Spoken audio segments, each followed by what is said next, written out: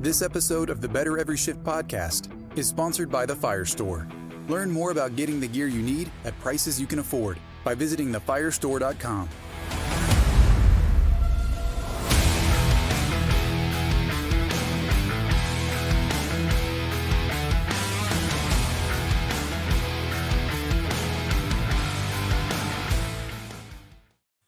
Hey, everybody, welcome to the Better Every Shift podcast. My name is Aaron Zamzow. I will be your host. I am a fire lieutenant up in Madison, Wisconsin. I'm also a writer for Fire Rescue One. I am not alone. I have someone who I actually call her the commander, because she is really the lifeblood of this program. She's the editor-in-chief of Fire Rescue One, Janelle Fosquet. How are you, Janelle? I am doing great, Sam. How are you doing today? I'm good. We always have these great conversations behind the scene, and we're trying to bring them forward, obviously, for the show. But I always tell everybody I have the greatest gig in the fire service right now, and one of the reasons why is I get to talk to influential leaders like we have on our program today. Today we have Chief Joanne Rund, who is the fire chief of Baltimore County Fire Department, but she's only the chief for a couple more hours as we air this podcast and record this podcast. She is retiring, and she took some time out of her day to be with us. And Chief, 38 years in the fire service, you're going to retire. First of all, thanks for being here, and how are you? Oh, it's my honor. I'm wonderful. It's kind of surreal. Yeah, and we talked a little bit about that. We're going to dive into kind of how that feels and what's next for you. Just giving people a little background, like you've been in the fire service now for 38 years. You're going to go into a new role with the National Fallen Firefighters Foundation, serving as the director of family programs. And you're going to take some time off and then get into that. You've been a member of FR1's editorial board. You have, served in a lot of different capacities through the fire service. I think a great place to start is, how did you get to where you are today? Take us a little bit through your journey of the past 38 years. Sure. So I didn't start in the fire service. I actually I call it lucky enough to have my cousin come to live with us, who was a volunteer down the road in the fire service, and down at Sykesville Volunteer Fire Department here in Carroll County. And he was going through a misfortune at that time and came to live with my parents and myself. And I watched him go out the door a couple of times, and I was like, can I go with you just to see what you're doing? And he said, sure, but you have to listen to me and do what I tell you to do. I was like, okay, that's fine. I can do that. And so I rode with him the first time and went down, and, he kind of put me in a room and he said, do not come out of here. The fire engines and the ambulances are going to be going out. I don't want to take a chance of you getting hurt. You go here, you sit here, you just watch what's going on, and I'll be back. And he headed out the door on a call. And at that time, I didn't know what it was. I didn't know it was called a call. I didn't know it was called an incident. I didn't know any of that stuff. I just knew he was going out on that big thing out there that made a lot of noise and had a lot of pretty lights on it. And so I sat and I waited and I watched, and then I did it again and I did it again. And then I took a class, and then I became a volunteer, and I did all those things, and I caught the bug. I was a hairstylist at the time, so no correlation whatsoever. I was going to work in a hair salon for my entire life. And my boss one day, or actually he said to me, hey, Howard County's hiring. You should probably try to test for this, because you're not too bad at this thing. And I was like, oh, are you sure? Do you think I could pass the test? And he said, give it a try. And my boss in the salon said, actually, I think you're more interested in that than you are cutting hair. You're telling all your clients all your stories about what you did the night before on a call. Good luck, and we'll be here if you don't like it.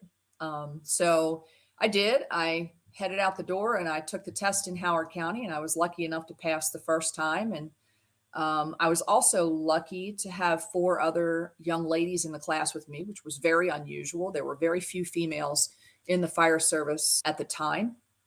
And we got to be great friends, and we went through the academy together, and it was wonderful. And that's pretty much how I got started. And then I didn't really get interested in promoting or coming up through the ranks until I had an officer. At the time, it was Lieutenant Dorsey, and he was absolutely amazing. And he gave me an opportunity as a young firefighter, not the senior firefighter on this shift. So it's unheard of for the senior firefighter to not be running the floor. But he gave me an opportunity to run the floor when I worked for him. And he gave me an opportunity to learn what it was to be an officer, because I was always following behind him, trying to figure out what he was doing. Because, running calls, running incidents, I'm like, I can do this. This is fine. This is easy. I can do this, but I want more. And so he was nice enough to let me tag along and to learn all of the staffing things and all of the, payroll stuff and all of the paperwork that went into everything. And then when he saw I could handle that, then he's like, let's see what you do with staffing on the floor every day. And he let me run staffing on the floor. And the guys were not too happy about that, because that's usually the job of the senior guy in the station. Mm-hmm. And he's like, we need to give her a shot. We need to see what she can do. So with a whole lot of, messing around and goofing off and teasing me and, setting up little fun tricks for me to work through. And you know how fire stations are.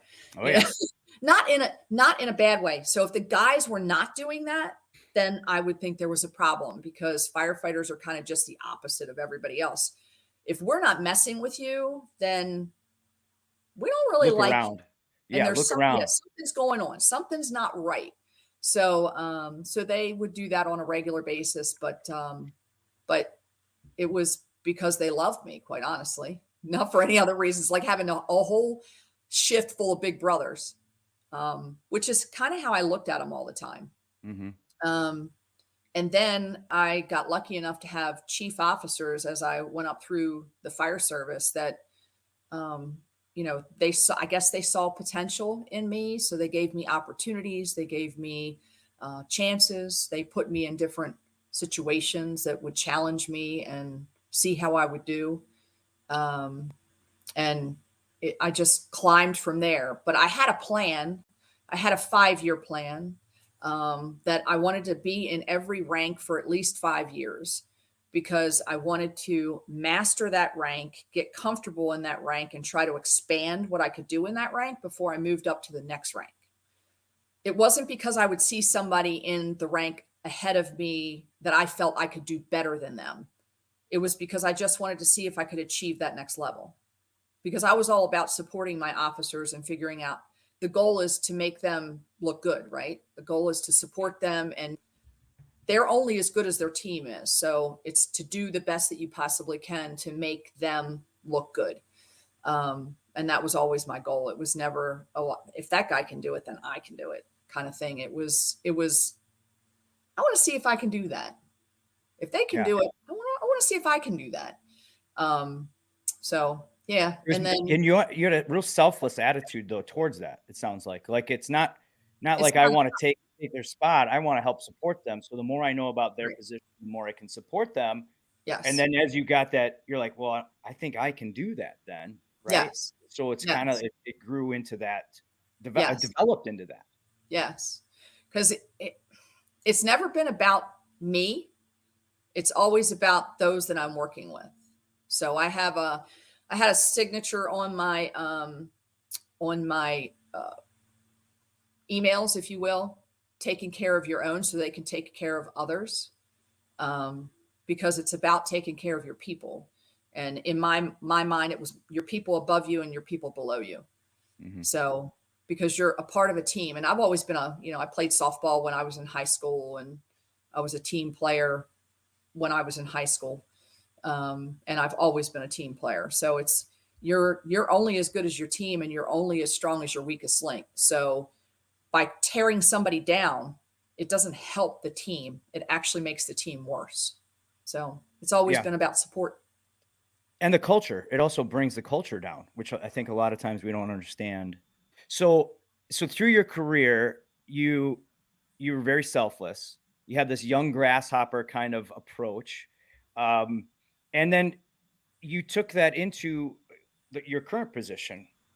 And Yes. so let's talk a little bit about, you finally, you kept, going up through the ranks, and then you're kind of tapped and they said, "Hey, we want you to be chief here." What is that feeling like? And kind of take us through that now. Like, what's your mindset? How do you approach, your career now? So it's interesting. Like I said, throughout my entire career, there were people that supported me, and Chief John Butler was one of my biggest supporters. I worked with him for a very long time in my career, and he talked me into taking the FESD program, Fire Service Executive Development Institute program, which actually gave me the courage and the faith in myself to be able to go for a fire chief job. He said he always saw that potential in me, which that was a scary step if you think about it. So being an assistant chief supporting a fire chief is one thing, but being the fire chief, everything is on your shoulders. Everything is about you. So it took a lot to actually get me to the point where I felt like, I think I can do that. And I literally went through the FESD program, and I followed pretty much everything that was in one of the books that I read in the program. And forgive me, because that book totally flew out of my head right now. And I knew it when we were talking the other day. I had it in my head, and it's I'll vouch totally for you. gone. Yes, you did. You had great quotes, but I like. Yeah. So anyway, I read that book and I followed that book to the absolute T, and I credit that book. And Paris was his name, and I really thank him for that, because I followed that book to the T, and I credit it for me getting this position. And Johnny Olszewski, my county executive, taking a chance on someone who had never been a fire chief before, and knowing he needed somebody to lead his organization. And Baltimore County has always been the big brother next to Howard County.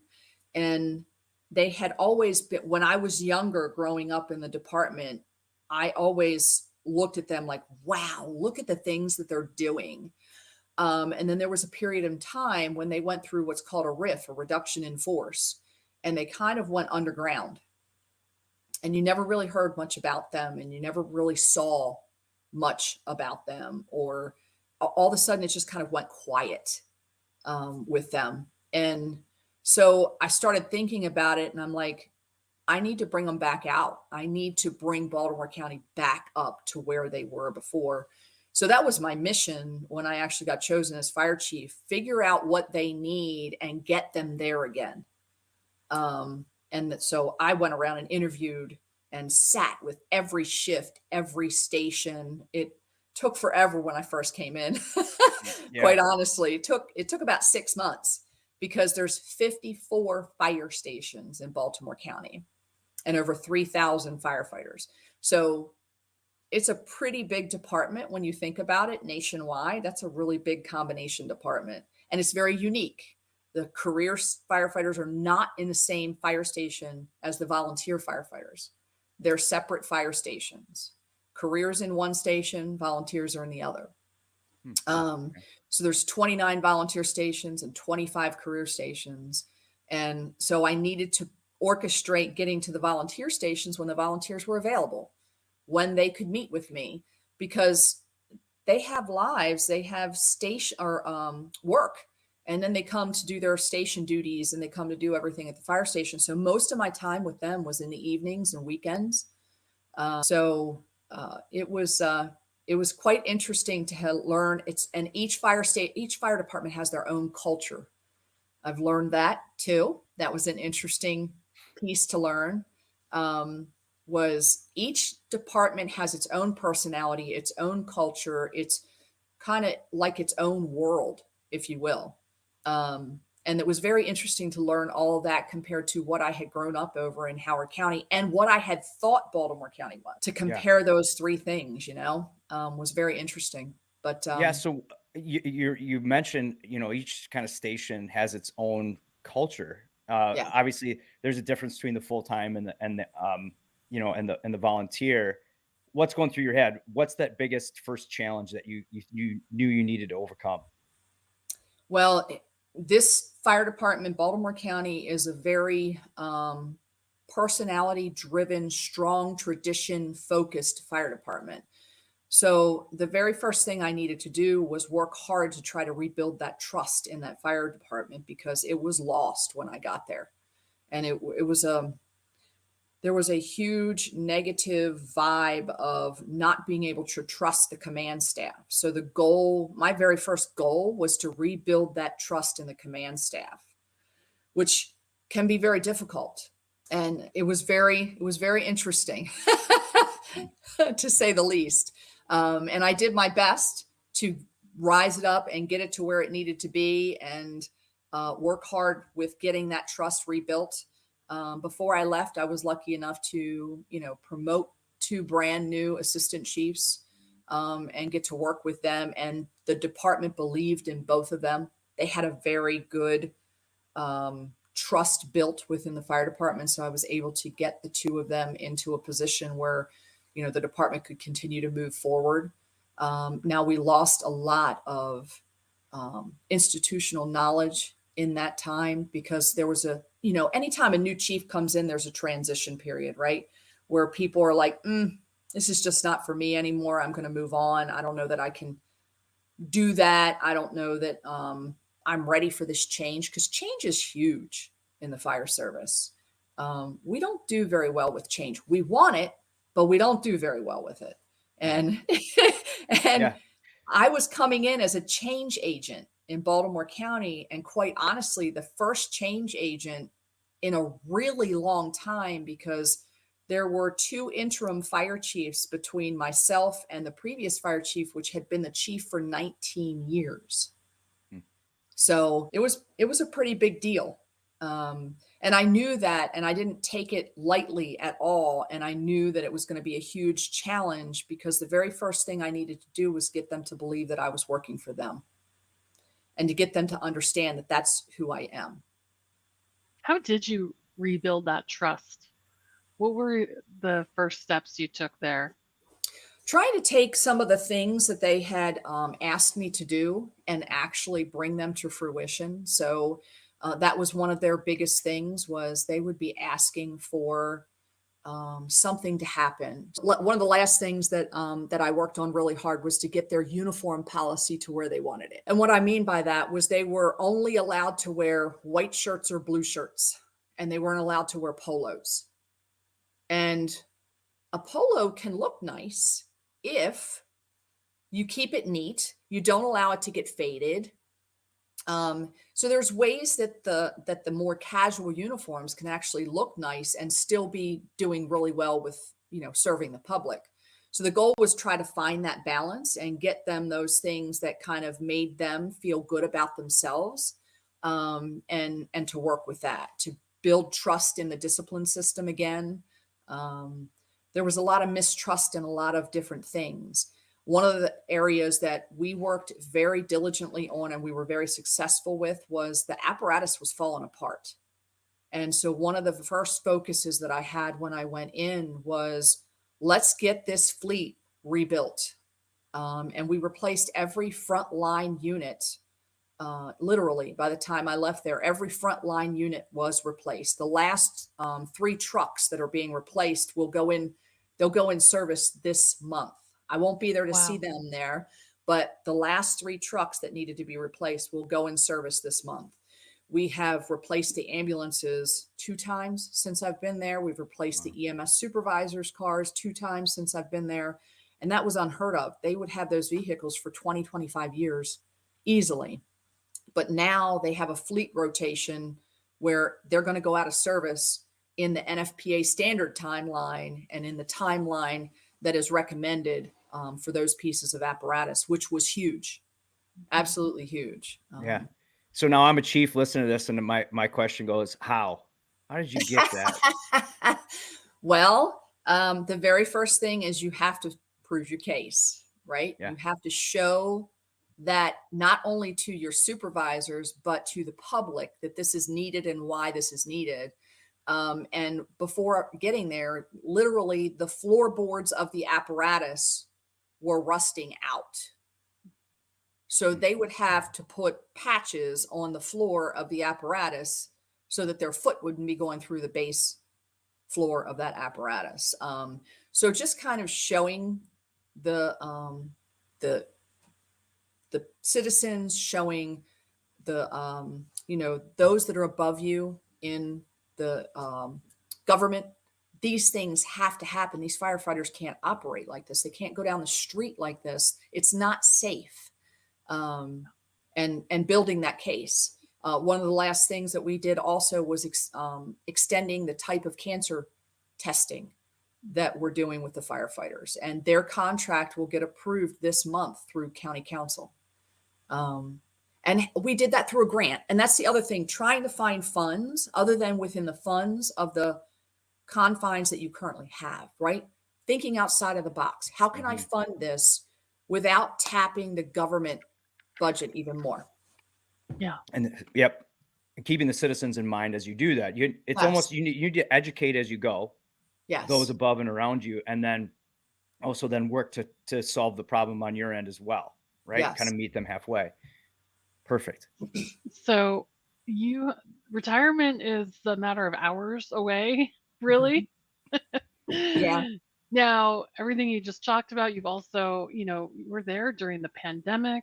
There was more recently the Francis Scott Key Bridge incident. Based on everything you've been through with the apparatus and rebuilding that trust and those major incidents, what are you most proud of at this point? The fleet replacement, probably, because that was huge. That was absolutely huge. But leaving the department as a whole better than when I found it. There isn't one thing that I can put my finger on, quite honestly. And it wasn't just me, it was the entire team. Now, that was a new theory to them. They were not all brought in. I brought everyone in down to the lowest level firefighter that I thought could possibly contribute to whatever the challenge was, to what we were trying to research, what we were trying to do. I worked really hard to make sure that even the lowest level firefighter felt important and a part of the team to making the department better. With that in mind, what would you say to your successor? What are your tips for them coming in? Keep that going. Remember, every last person on that team has something to contribute. Don't let that lowest level firefighter feel like they're lower than the planks on the ship, because every last person in that department has something to contribute.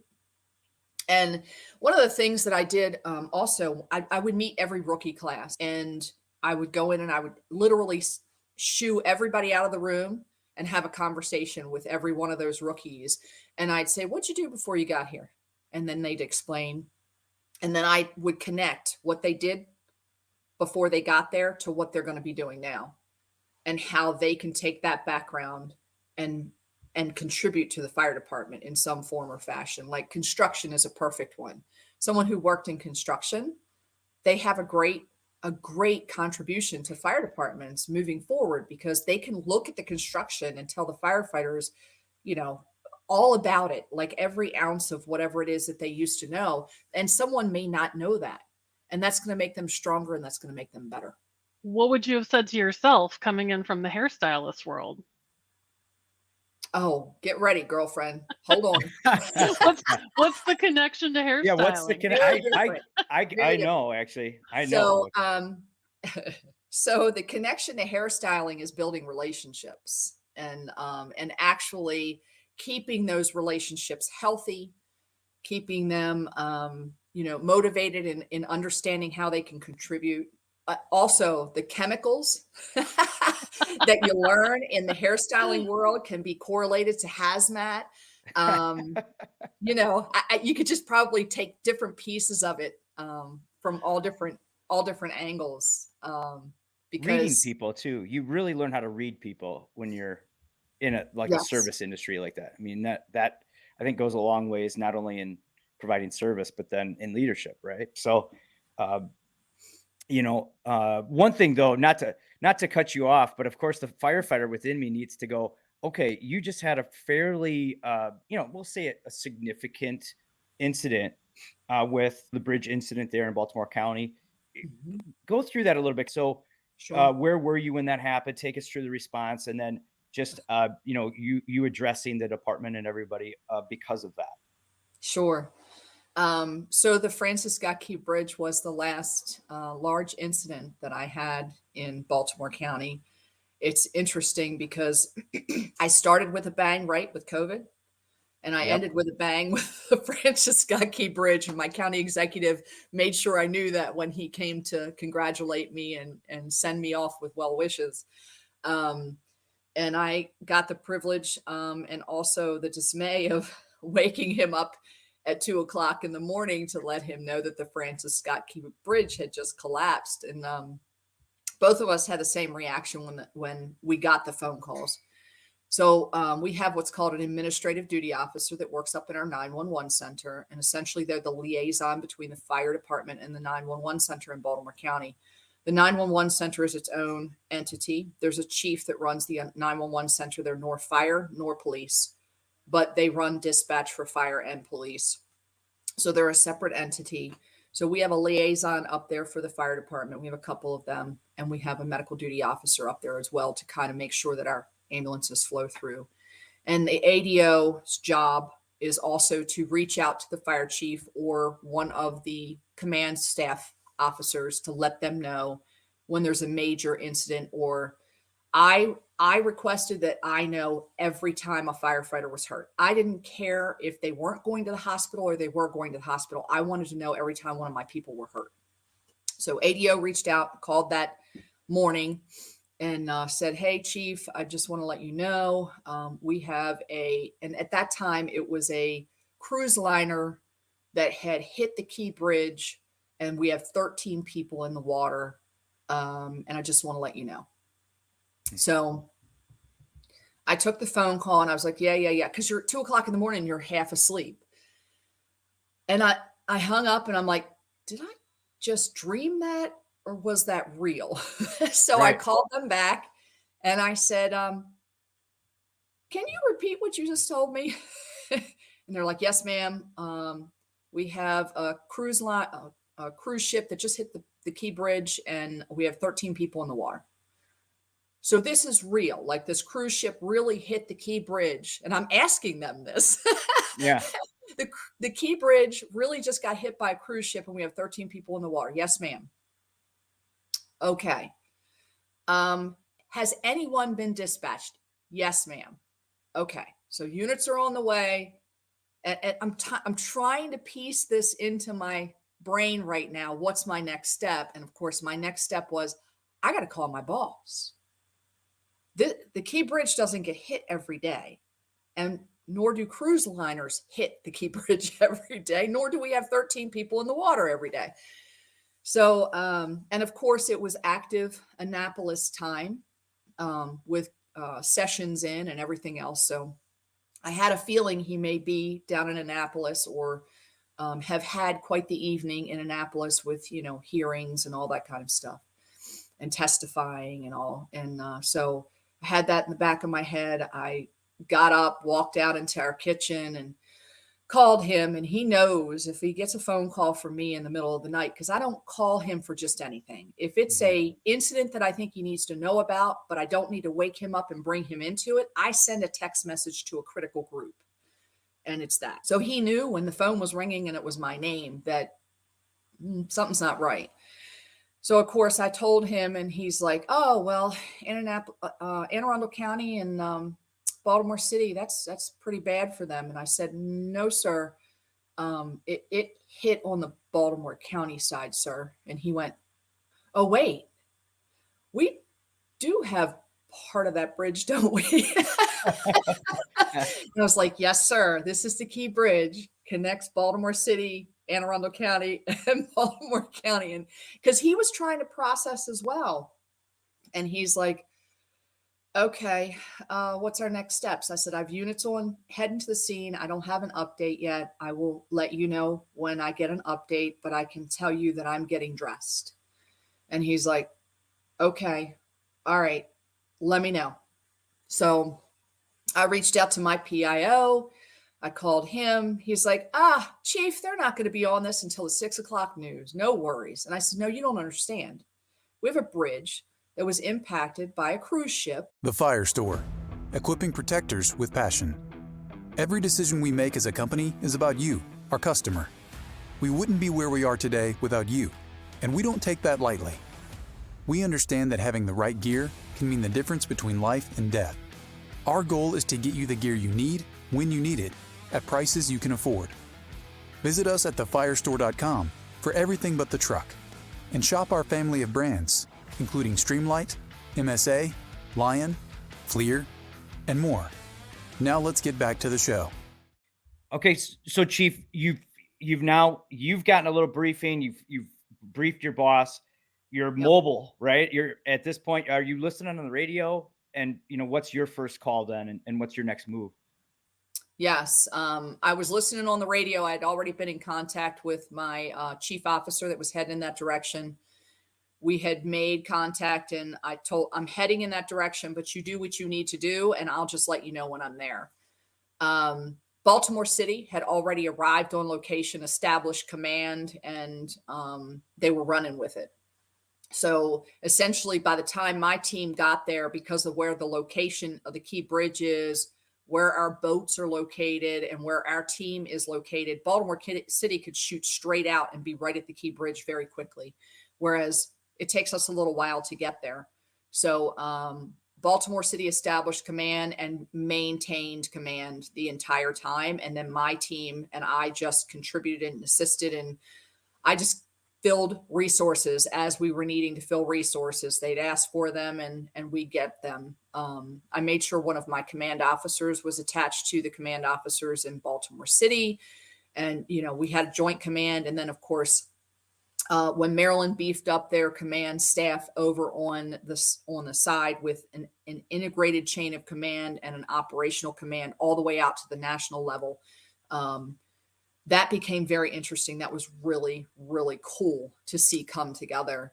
But it was literally evolving. I mean, every minute was evolving. Every minute was changing. Everything was changing. By the time I had gotten there, I knew the bridge had collapsed. I knew that there was no cruise liner that had hit. It was actually a container ship that had hit. There were people in the water, but there were we didn't know how many at that time were in the water because the bridge collapsed, vehicles had gone in, and crew members had also, what we thought, had gone in. So we had no idea how many people were actually in that water and what we were looking at when we got there. Mm-hmm.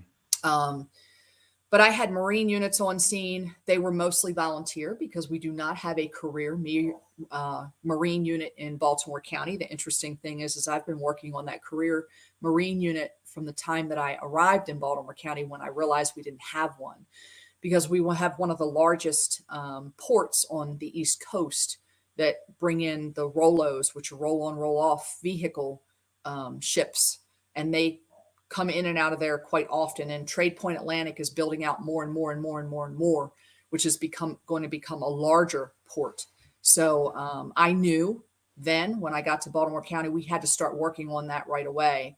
And I actually left them with the foundation and the plan to put that unit in service, with the focus on budgeting and everything. They just need the green light to go. Everything's put in place. Staffing, we've already applied for a SAFER grant.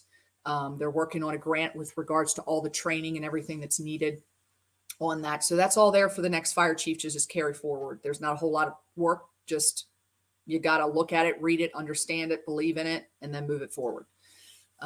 So yeah, the boss was on the road. He got his security team obviously has to flank him when he goes anywhere. So he had to give them a call and bring them down from Pennsylvania to come meet him and pick him up and get him there. And the minute that he got there, I transitioned out of my vehicle into his vehicle, and then we teamed up and took it from there, because then it becomes the chief actually goes to the next level, having to communicate with press, and dealing with all of the political pieces right alongside of your boss while your team's mitigating the incident, right? Mhm. So, so I stepped back from talking to my team, went into the mode of working with my county executive and making sure that all the communication pieces were in place and we were dealing with the press to keep them away from the crews that were actually working and give them the information, because at that point in time, the world was starting to wake up. The everyone had felt the shake of their houses that were anywhere near there. Anyone who really knows the Key Bridge, that grew up around the Key Bridge, didn't see the lights in the air any longer from the bridge, so they knew something was catastrophically wrong. So they were going to be waking up to seeing all of us on the news to tell them that, yeah, the bridge is no longer there, and we have got some recoveries, or hopefully at that time we were still making rescues. And then, of course, obviously, after about 24 hours, we went into recovery mode. Yeah. So, long incident, really long incident. My teams were on location for multiple days, and where it was nonstop, and then they went into rotations. But Yeah, yeah, and definitely a career.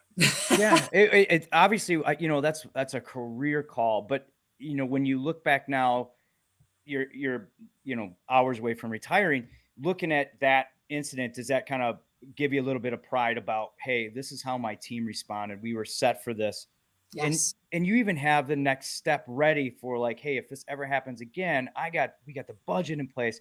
I mean, so let's talk about just how did you feel now, you know, telling the story now, does that give you a little bit of pride as you start to you know, kind of step closer to, you know, your final day?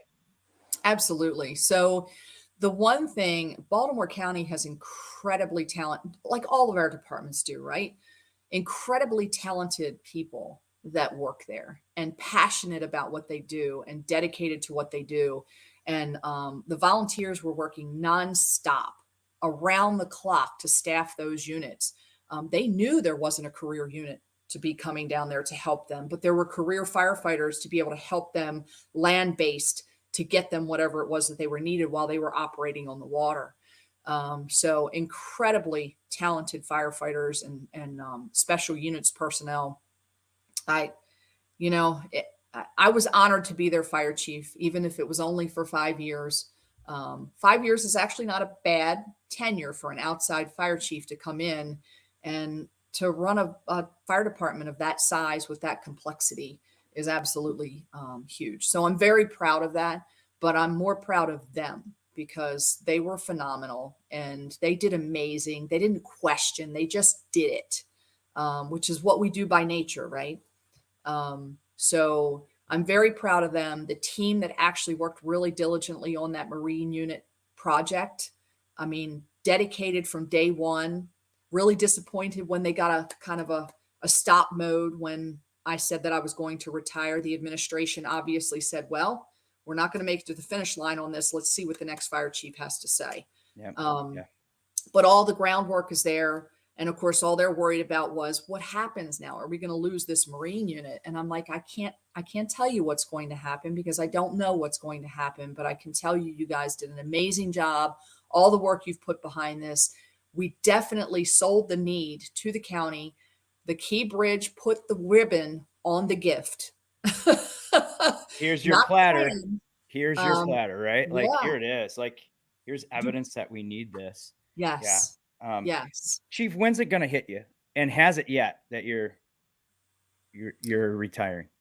Well, it did a little bit when I was out on my last actual physical day in the office was Friday, and I was out doing promotional, you know, ceremonies. Kind of, we do a little thing in the fire station where we give the certificate and promote the person and put their pins on and everything right there with the people that they're closest with.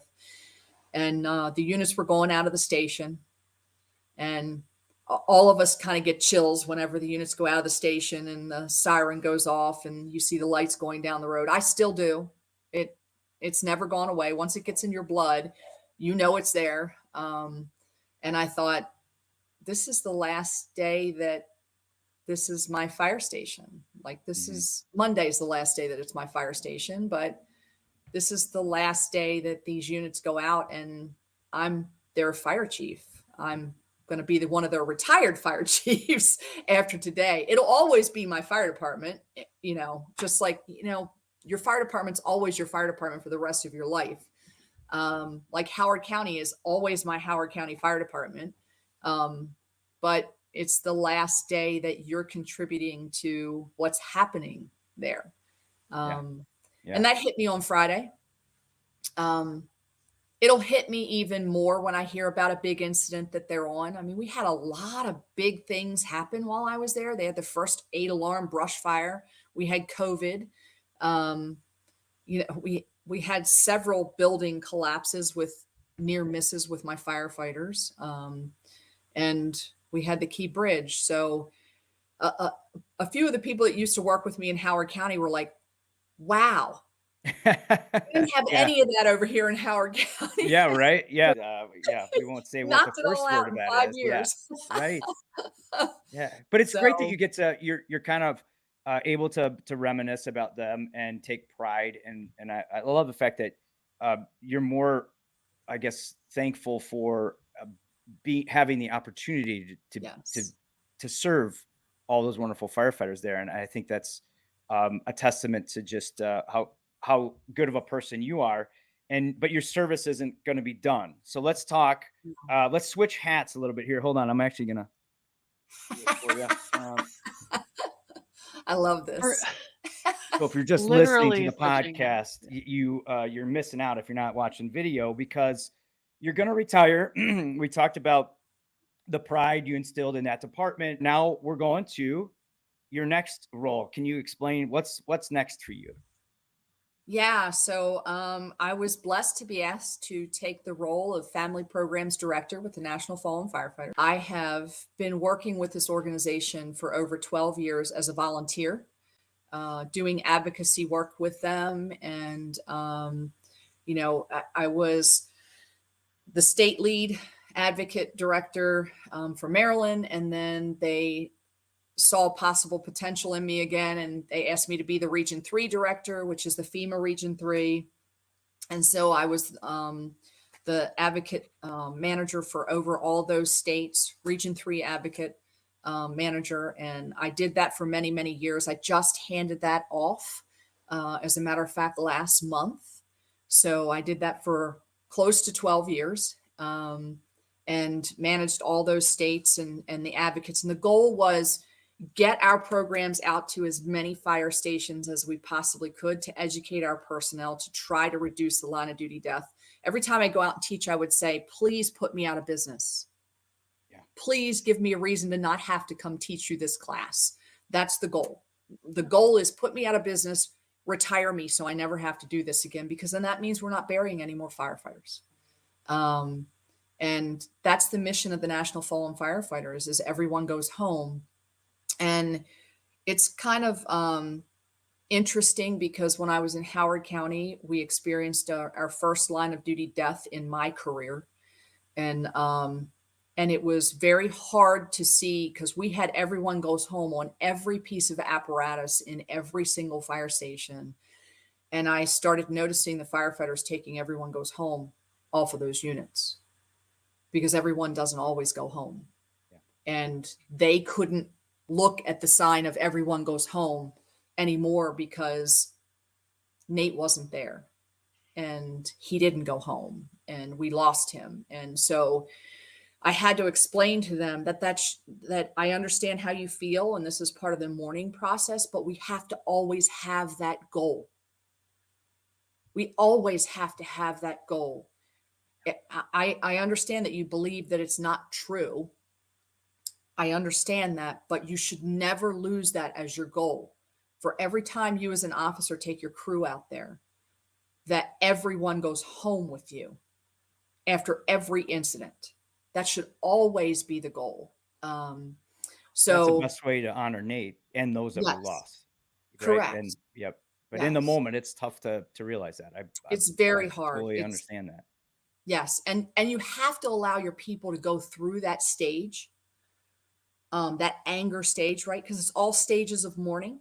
And you have to allow them to go through that. You can't fight against them for that because that doesn't do any good whatsoever. you have to let them come to the terms of, okay, I get it again. That should always be our goal. I just can't look at that emblem right now, because right now it's not true in our world, and it may take them years before they can look at it again. But you've got to allow them that growth and that opportunity to come back to that again on their own, because if you don't, trying to force them there will only make it worse. So the mission of the organization is I've always believed in it. I always will believe in it. But the best thing, quite honestly, is the people that work in the organization. I have never met more compassionate, wonderful, positive people in my life. And every time I would go to a memorial or to a conference or to a seminar or to a retreat that they would have for the advocates, everyone was always there for the same mission, the same focus, the same goal: to learn more, to be better, to get better, to keep the next line of duty death from happening again. And there was no negativity. There was no, you know how firefighters can tend to turn negative and can tend to push back when they don't believe in stuff and when they feel things aren't right, which is not necessarily a bad thing, but I always experience positive, focused atmospheres in this organization. And my goal a long time ago was, when I retire, I'm going to continue to do that for the rest of my life. And I didn't know what capacity that was going to be in. I certainly did not expect to be asked to run this program. Yeah. And Which, I was honored, just honored.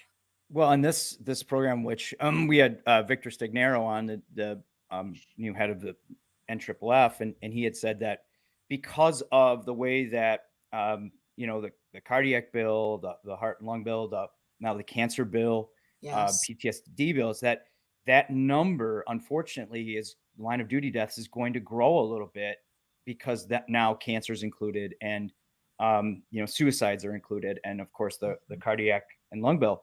And so this makes your job even that much more imperative for numerous reasons. Going into this, what do you see as your next biggest challenge for this new position? So I know that this year we're going to double our numbers. It's interesting. They had sat with me and talked with me, and I accepted the position. And then I found out the next week that that we were doubling our numbers and going to have to figure out how to have a memorial that was going to be larger than the one that had happened for 9/11. Mm-hmm. And I was like, whoa, you didn't tell me that when you asked me to take this position. So what I see as my next challenge, first of all, is really learning what is involved in all of this. Because like I said, I did all of the advocacy program stuff, which is the complete opposite side of the National Fallen Firefighters. I did all the teaching. I did all managing all the advocates and everything. And the only thing that I really had done on the family side was the memorial service and honoring those that were lost. I escorted 1 year. And I actually just shadowed someone. I never really escorted on my own. So my biggest challenge is going to be learning and making sure that I honor those families and that work as hard on that program as Bev did. Because she's retiring after many, many, many years of service with them. And she was so phenomenal and such a compassionate person. And I only hope to be able to fill her shoes a little bit. So very similar to what you just went through, kind of. I mean, it sounds like you're taking the same steps and same approach. I'm a builder and a fixer by nature. So I think Victor had that in mind when he asked me to take the position, because he knows that, when I was in Howard County, I built and developed the health and safety program over there. It took 12 years, but we built it up to what it is today, and it has even more to expand. But that's kind of what I do. I come in, I analyze, I look at things, I I talk to everybody that's involved. I figure out what is needed, and then we build a plan from there. And that's kind of how I'm thinking of it with the National Fallen Firefighters. I need to go in, I need to talk, I need to listen, I need to learn before I start anything. But I'm going to have to hit the ground running, right? Because the memorial services are right around the corner. It takes an entire year to plan these things. And there are so many different aspects of this planning that I don't even know about yet. But I'm excited to learn. I'm always learning. I always want to learn the next thing and figure out the next widget, if you will. So I'm looking very forward to joining the team and figuring out what the team and I can do together to make that program better and to make Bev proud for where we're taking it. The hardest part is going to be for you to take some weeks off in between the two roles. Yes. Because I don't think you say that. Yeah, you don't do nothing well. I think we said that before Yes. in a previous conversation, is that you don't sit still well. And I can see the wheels are already starting to turn for that. Yes. Yeah. All right, Chief, I got one more question before we kind of go into some deeper personal questions. But, for our listeners, you've served as, lieutenant, you've served as a chief, you served as a firefighter.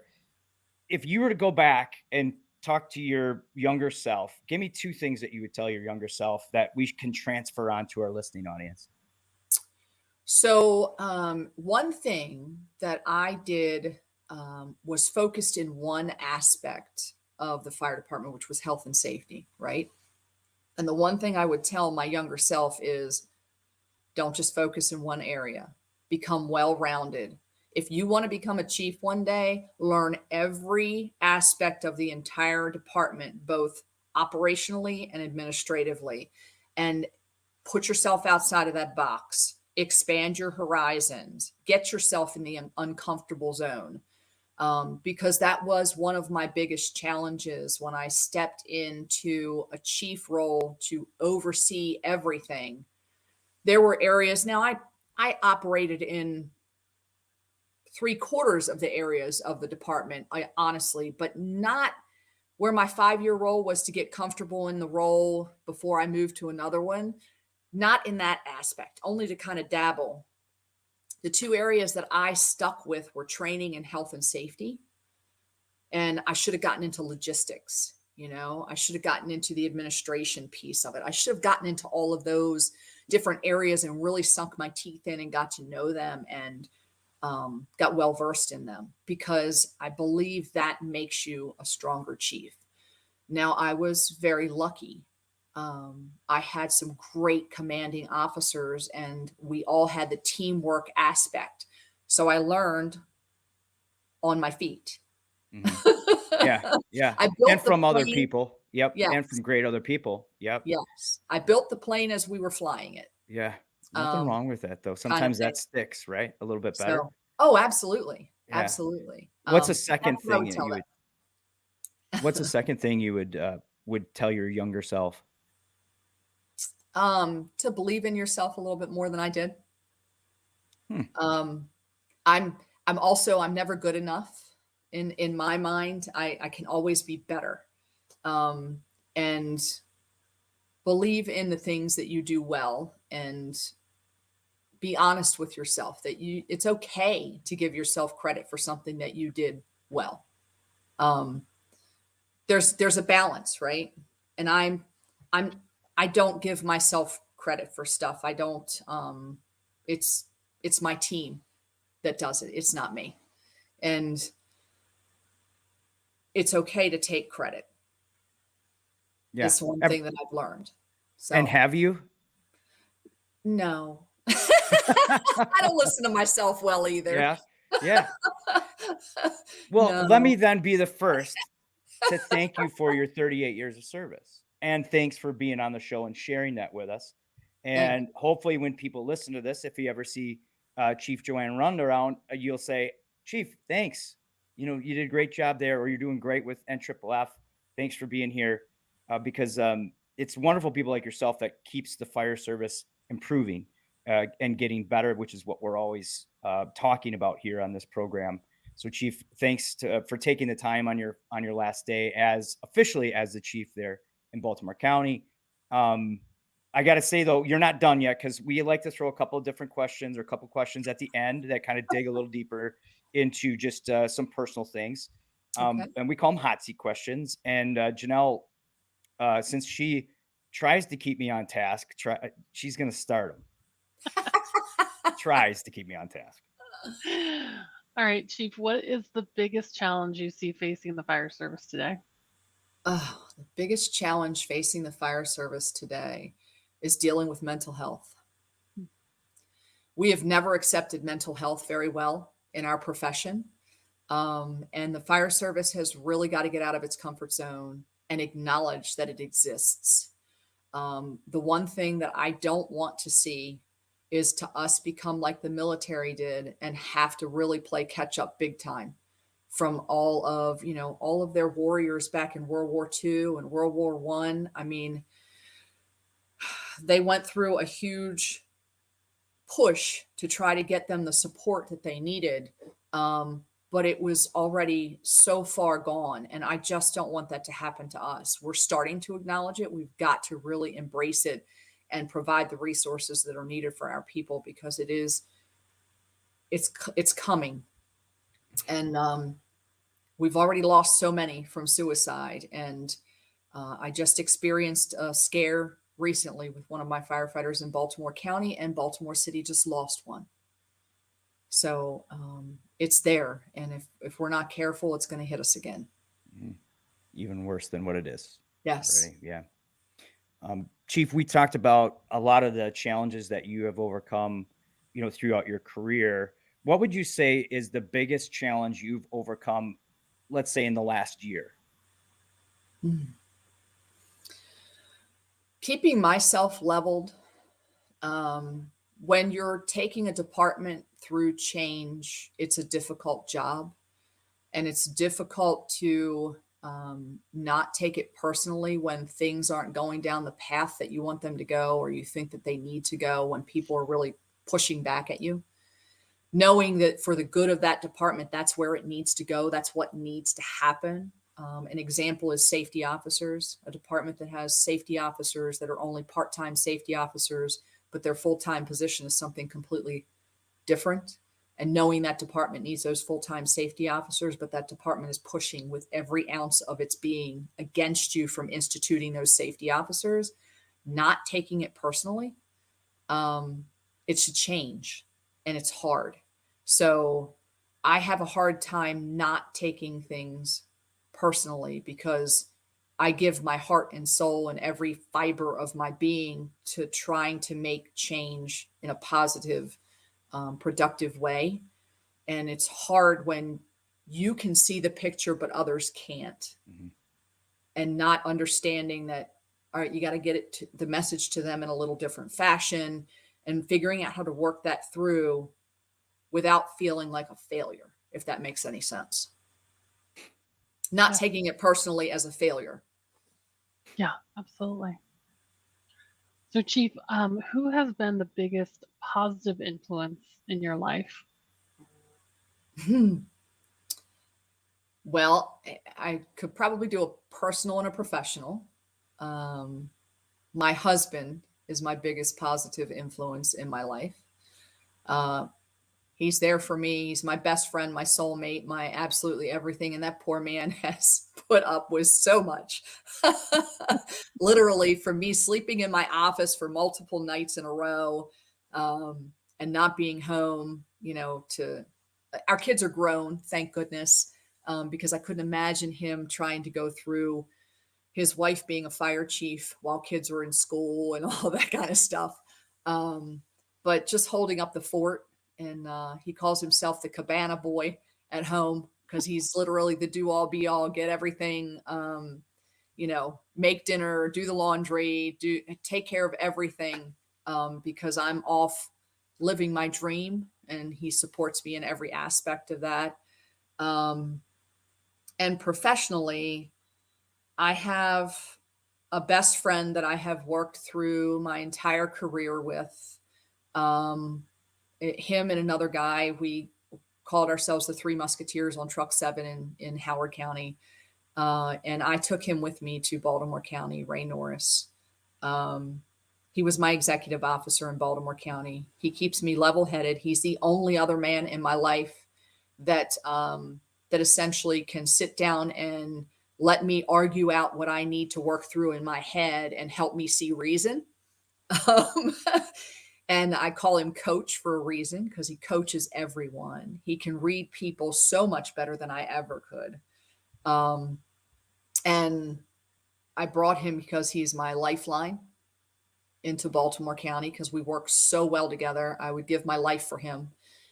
We've been on so many heavy duty working incidents. We've taught, I don't even know how many training classes together. And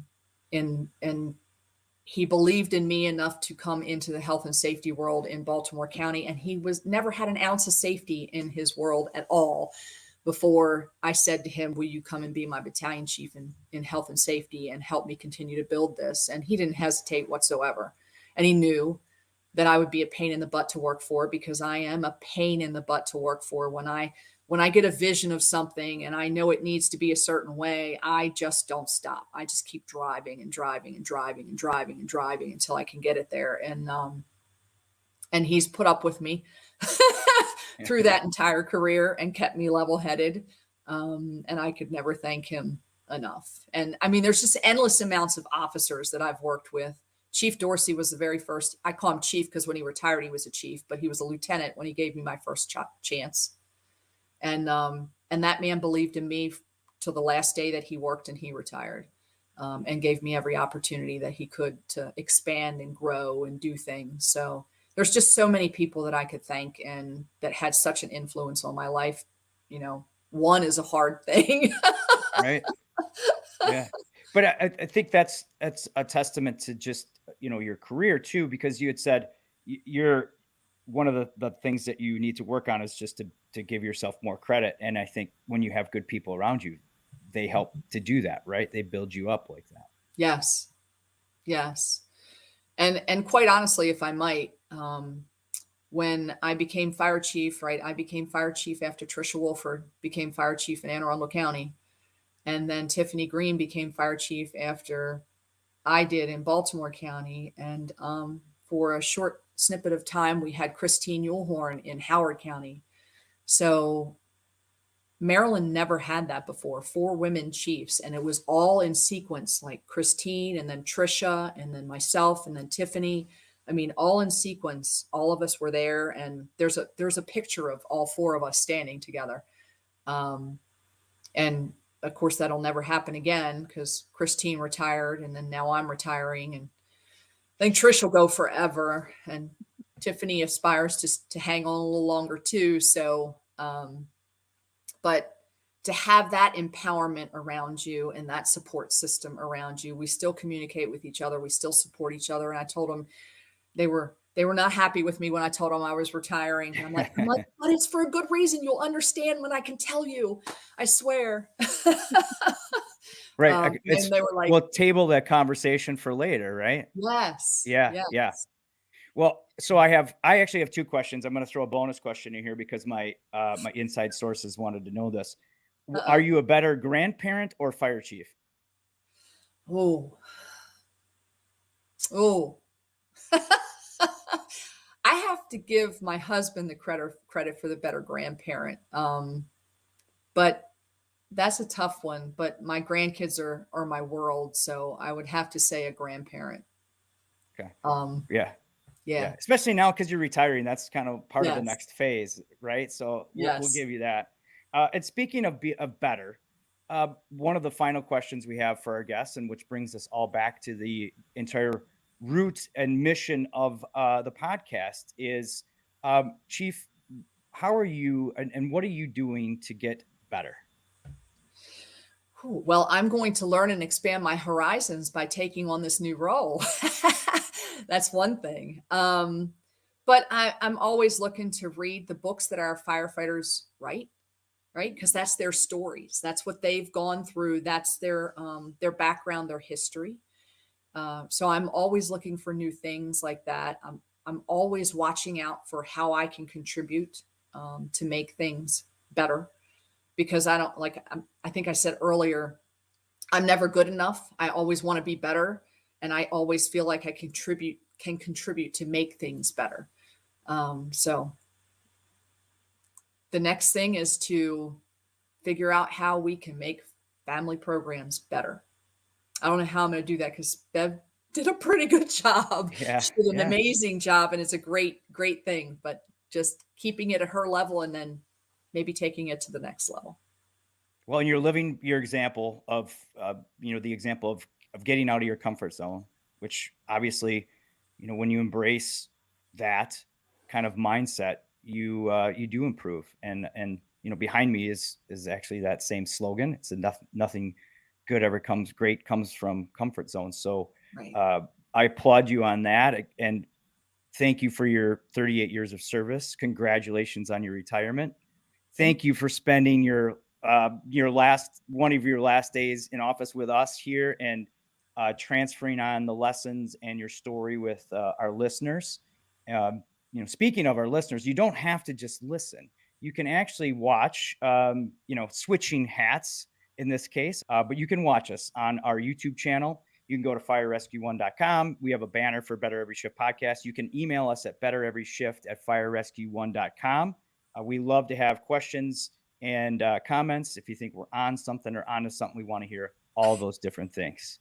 Most importantly, don't forget to believe in yourself and be honest with yourself, because ultimately it's all about learning something, doing something, and sharing something to make you and those around you better every shift.